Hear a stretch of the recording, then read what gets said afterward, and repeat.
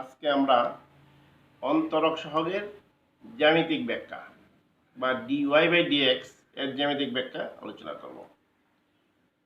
আমরা দেখি ওয়াই সমান এফ এক্স যদি একটা রেখার বা বক্ররেখার সমীকরণ হয়, ওয়াই সমান এফ এক্স, তাহলে ওই বক্ররেখাটার কোনো বিন্দুতে একটা স্পর্শক যদি অঙ্কন করি, এই স্পর্শকটা হয়তো এক্স অক্ষের সমান্তরাল হইতে পারে, ওয়াই অক্ষের সমান্তরাল হইতে পারে। স্পর্শকটা এক্স অক্ষের সঙ্গে কোণ উৎপন্ন করতে পারে।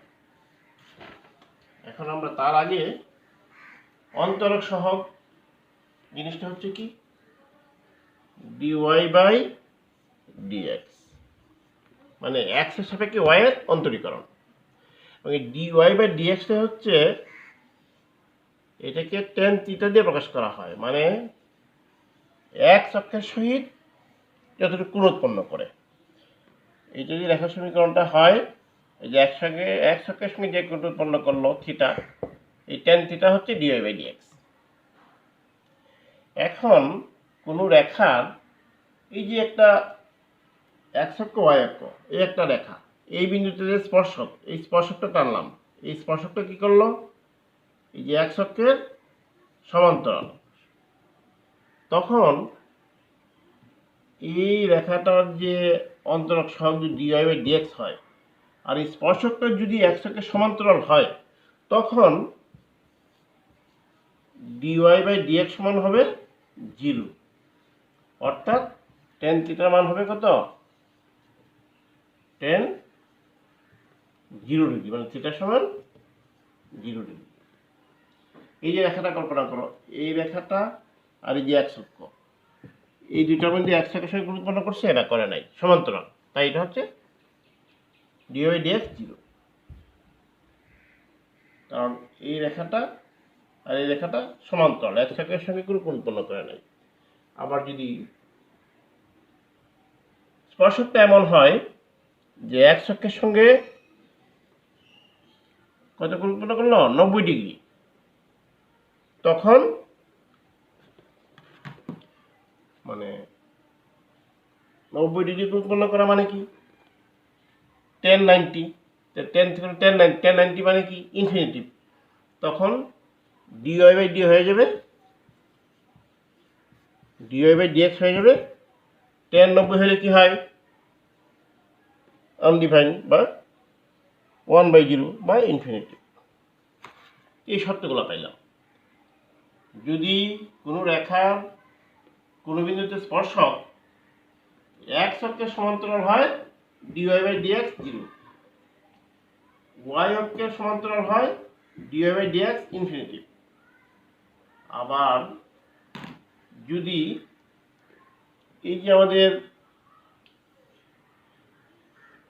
অক্ষ এক্স ও ওয়াই, এদিকে হচ্ছে ধনাত্মক আর এদিকে গেলে ঋণাত্মক, এখন রেখাটা যদি ধনাত্মক দিকের সঙ্গে থিটা কোণ উৎপন্ন করে,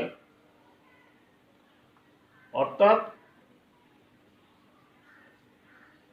dy by dx is greater than 0,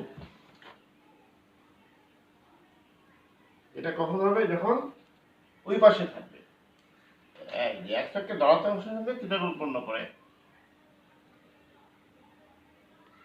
সূক্ষ্ম কোণ হয়। 90 ডিগ্রি হয়ে গেলে তো ইনফিনিটি হয়ে গেল, এই যে 90 ডিগ্রি তো পুরোটা এখান থেকে এখানে, যদি 90 ডিগ্রি কম হয়, তখন হয়ে যাবে ডিওয়াই ডিএক্স যদি 0 থেকে বড় হয়,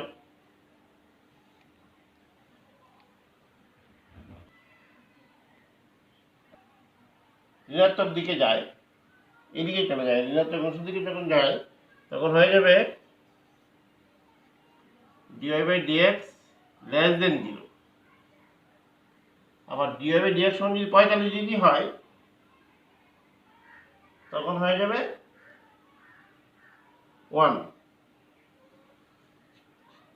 কারণ tan theta, dy by dx মানেটা কি, টেন থিটা, টেন থিটা মান যদি 45 ডিগ্রি হয়, তখন হয়ে যাবে 1।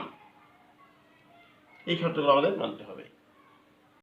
তাহলে আমরা ডিওয়াই বাই ডিএক্স এর জ্যামিতিক ব্যাখ্যাটা কতগুলো সূত্র জানতে পারলাম। আমরা যদি আবার একটু ব্রিফ করি যে ওয়াই আর এক্স অক্ষ x zero minus x y zero minus Y.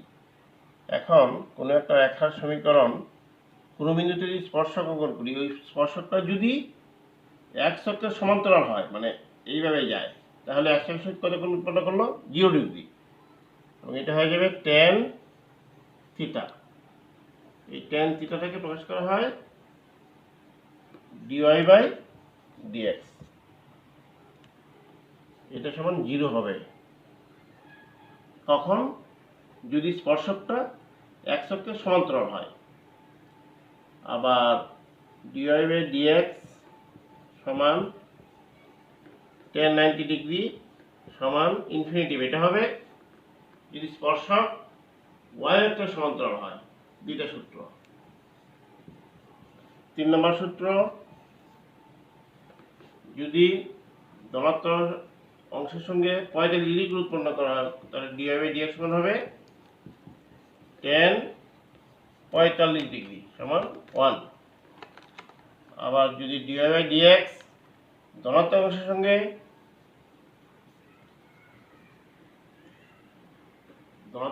কোণ উৎপন্ন সূক্ষ্ম উৎপন্ন করে, মানে এইদিকে যায় ওই পাশে, তখন 0 থেকে বড় হবে dy বাই dx।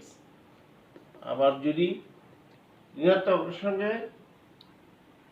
এটা তো এদিকে গেলে সূক্ষ্ম কোণ, আর এদিকে ঋণাত্মক অংশ মানে কি, এটার ওই পাশে চলে গেলে হয়ে যাবে ওই কোণটা হচ্ছে স্থূল কোণ। যে স্থূল কোণ উৎপন্ন করে তখন dy by dx less than 0। এই 5টা সূত্র আমাদের জানতে হবে।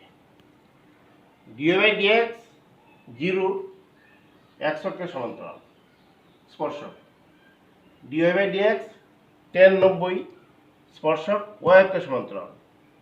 dy বাই dx tan 45 সমান 1 ডিগ্রি হবে, 1 হবে মান।